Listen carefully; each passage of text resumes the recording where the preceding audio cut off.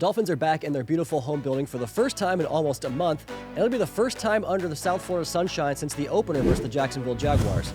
By the time Sunday gets here, it will have been 49 days since our last non-primetime game at Hard Rock Stadium, and with that, the expected return of QB1 Tua Tagovailoa. Tua returned to practice this week, and if everything goes according to plan, he'll be back under center for the Dolphins when they take on the Cardinals on Sunday afternoon. He rejoins an offense that has found its footing in the running game during his absence. Miami ran for 81 and 139 yards in the two games Tua played this season, but after a 65-yard day in Seattle, the first without Tua, Miami has posted 3 consecutive 100-yard games on the ground, including a combined 481 rushing yards over the last 2 weeks. As Miami has become run-centric, the passing numbers have dipped. It stands to reason that the addition of one of the game's top quarterbacks inserting into a lineup that has been getting consistent displacement in the running game with dangerous weapons on the outside, that Miami could be poised to get back on track offensively. They draw an Arizona defense that is surrendering 6 yards per play, second highest in the National Football League, and a lot of that damage has come through the air. The Cardinals have nearly 1,700 allowed passing yards through 7 games, that is 28th in the NFL. So while it times up well with the potential return of Tua, it's also a run defense that has also struggled to get stops, and against offenses with similar firepower to what Miami has on the ground. 2 weeks ago, the Packers offense, ran by Matt LaFleur, former co-worker of Mike McDaniel, ran for 180 yards on the ground. The Cardinals defense currently ranks 28th against the run. The Dolphins offense has been close on tape, almost there, and with just a little bit better timing and anticipation in the passing game, things could begin to click for this Dolphins attack. On the other side, a quarterback that has put up some great duels against Tua in their 2 storied careers. Kyler Murray last played against Tua at Hard Rock Stadium in the 2018 Orange Bowl, and the 2 future top 5 picks combined for 7 touchdowns and over 700 yards of offense in that thrilling game. The script was similar when the two met in Glendale during Tua's rookie season back in 2020, 2 years after that Orange Bowl. The Dolphins beat the Cardinals thanks to a fourth-quarter comeback from the Southpaw. In his breakout performance, Tua threw for 249 yards and 2 scores to beat Murray and the Cardinals. But Murray, once again, went blow for blow with Tua, throwing for 283 yards of his own and adding 106 on the ground. That's where the Dolphins must focus their attention in this game defensively. When Murray has been able to make plays with his legs, the Cardinals' offense is pretty dangerous. In the Cardinals' 3 wins this year, Murray has run for 59, 83, and 64 yards respectively, his 3 highest totals of the entire season. In the lopsided loss to the Packers back in week number 6, Murray picked up just 14 yards on 7 rushing attempts. He's averaged 2 yards per rush or less in 10 of his games, and in those 10 games, the Cardinals' record is 3-7. Sure enough, on Monday night, it was his 44-yard touchdown scamper in the fourth quarter to put the Cardinals on top and eventually won them that game. Back to the Green Bay game, though. The Packers did a great job with their rush lane integrity and parsing through the different design run looks they can run, like zone read, for instance, with the quarterback and the running back, to slow down that diminutive signal caller who is just as dangerous with his legs as he is with his arm. It should be an exciting matchup full of fireworks on Sunday between 2 teams with plenty in the offensive arsenal.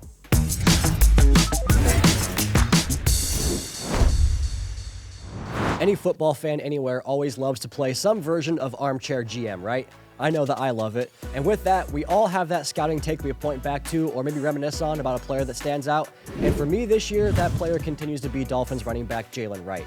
The first rep I saw from Jaylen when I watched his college tape was a 75-yard touchdown run against one of the best defenses college football has ever seen in the 2023 Georgia Bulldogs. But when I watched Jaylen in OTAs, when I saw him in training camp, in preseason games, and now into the regular season, I see the same things. A player with exceptional vision, feel, and explosiveness to maximize his ability to see those blocks before they develop and hit them with conviction. He presses those small creases and hits the hole as hard as anybody in the National Football League. It's helped him rush for 172 yards on 34 carries this season for a cool 5.1 yards a pop.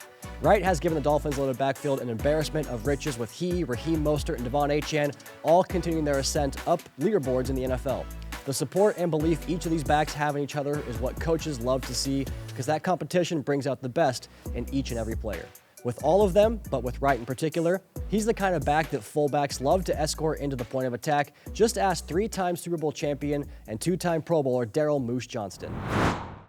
Patience is one of the big traits for good running backs tonight in today's game, especially, as this, the wide zone starts to become more and more prominent, getting on that track, staying on that track, trusting your guys, waiting for the defensive line to actually make their commitment. It's kind of a, you're playing chicken a little bit, as the blocking is kind of coming together in front of you, and then all of a sudden there's going to have that split where are you going backdoor, are you pressing and coming right around him?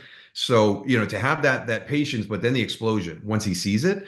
And that was always the thing that we were taught, coming through this. It's patience to the hole and then explosion through the hole.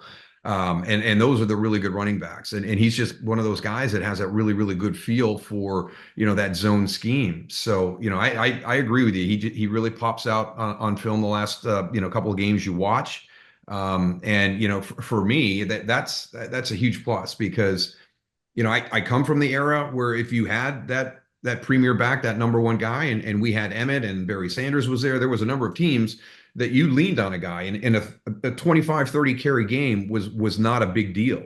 That's not the way things are done today. And now you go in and you look at what Mike McDaniel was actually able to do out in San Francisco is one of the key people in creating that run game that San Francisco uses.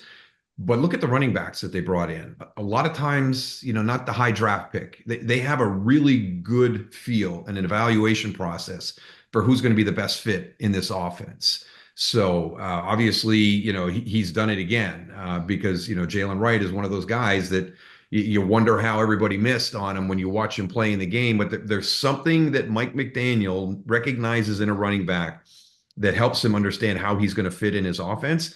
And you saw how many guys they were able to find in San Francisco that proved to be really, really good running backs that nobody really heard of. And then you're seeing it here again with Jaylen Wright in Miami.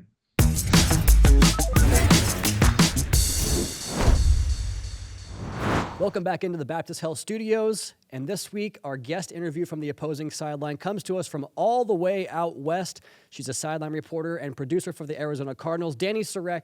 Dani, we appreciate you hopping on with us bright and early for us out there in the Valley of the Sun. I appreciate you having me on. I'd rather get my day started early than later. So it's definitely going to be an adjustment when we come out there on Friday night with a 3-hour time change. But right now it's great. How much of an impact do you think that performance on Monday, getting to 3-4 opposed to 2-5 and doing it in game-winning fashion like that, what kind of impact do you think that can have in the Cardinals locker room? You could make the argument that that was a season-saving win. The way that the Cardinals were able to pull off that win is important. They didn't have any flashy big plays, but they were able to continue to move the chains and find a way to get it done. The defense kept their opponent out of the end zone the entire game. The Chargers have one of the most formidable offenses, and to hold J.K. Dobbins in that run game to just 59 rushing yards with a banged up Arizona defensive line at that, there were absolutely some good, positive things to take away from that win, of course, with things to improve and work on moving forward. But I do think that that was a season-saving win. We know about Kyler. We know about James Conner and Marv and Trey McBride, all these stars they have on offense. I'm wondering if you can tell us about a player that maybe the rest of the football world isn't super privy to. A name that has really stood out every single week, even though it might have been a little quieter, if you're looking at the stat sheet, has got to be linebacker Mack Wilson Sr. He's been the best acquisition in terms of production that this team brought in free agency this year. He's got incredible versatility and range in terms of what you can ask from him and what he can give you, not only as a linebacker on that second line of defense, also outside. He's got some really nice skill to come off the edge and get in the backfield and disrupt the quarterback. He's had a couple of tackle for losses, and he's quick. And he's a lot leaner than a typical edge rusher. So he's got some tricks up his sleeve, and it seems like every single game Wilson is in there on the big tackles or PBU, or he's getting somewhere quickly to help make a big stop. So if you're looking for a name that might not be one of the most household names, at least across the nation, if you're not a big Cardinals fan, I would go with linebacker Mack Wilson Sr. I want to ask you one last question and go to the Dolphins side here because we talk about this team a bunch, but I want to hear from the opponent's perspective. Going into this game, there's obviously a bunch of unique storylines, right? Tua Tagovailoa was supposed to return for this game for the Dolphins. What do you think is the big key for the Cardinals for this Dolphins attack to slow them down with their quarterback back in the lineup? Yeah, there are question marks, and it's different preparing for a quarterback like Tua compared to anyone else. Whereas some other teams, the starter or the quarterback might have a lot more similarities, and Tua brings a lot of unique skill sets. This Dolphins offense can be explosive, and they've proven that. I think what it comes down to first and foremost is always being able to win in the trenches at the line of scrimmage and stop the run. It's been a little inconsistent. However, the Cardinals proved last week against the Chargers that they can get it done with just 59 rushing yards allowed.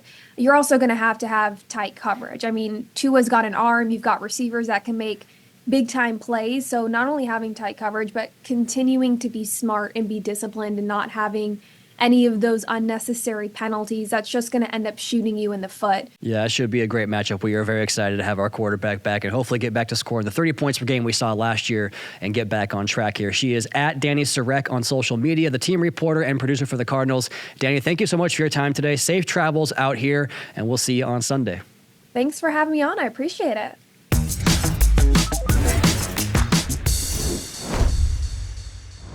That wraps up this episode of Dolphins HQ from the Baptist Health Studios. For more from me, check out the Drive Time podcast. I'm dropping 5 new episodes every single week. Check out the Dolphins YouTube channel for media availabilities, Coach McDaniel breakdowns, mic'd up, game speed recaps, and much, much more. Enjoy an exciting Week 8 in the NFL, and we'll see you back here next week.